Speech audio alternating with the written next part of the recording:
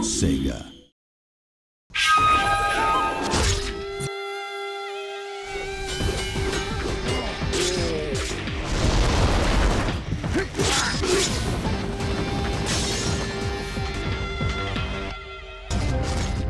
Shinobi is very fundamentally a side-scrolling action game.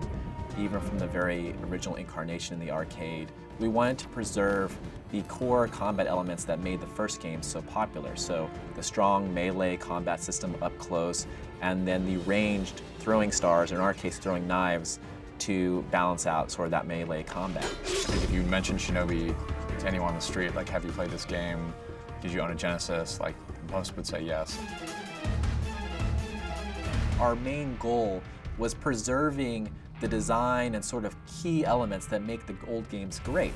And that's fundamentally the great and tight combat systems, the interesting locations that you go to, the very cool enemies that you come across, and also that feeling of being just a badass ninja. We want you to be cool, we want you to feel awesome when you're playing this game.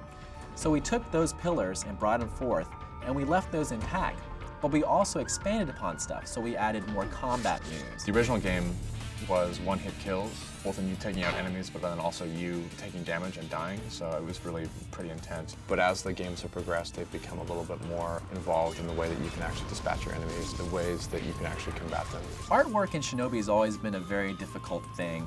The series has sort of progressed to a very interesting art style. We wanted to keep fundamentally the 2D kind of feel of the classic Genesis games of Shinobi, but we also wanted to modernize it and give it personality for today's sort of audience. We continue that process all the way to the end, from the cinematics to the design of the characters, the storyline, because we really want to make sure that we preserve what makes Shinobi special to Sega of Japan and also the Shinobi fans, but also do our little piece to expand the storyline and introduce new characters and bosses and enemies that can really grow the franchise as a whole.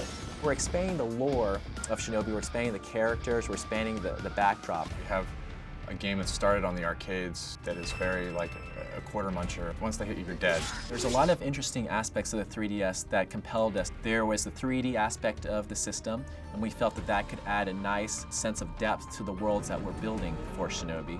And then you have the touch controls, you have the gyroscope, and being able to add those new gameplay mechanics into the classic sort of action in Shinobi was another compelling feature. This game is Shinobi.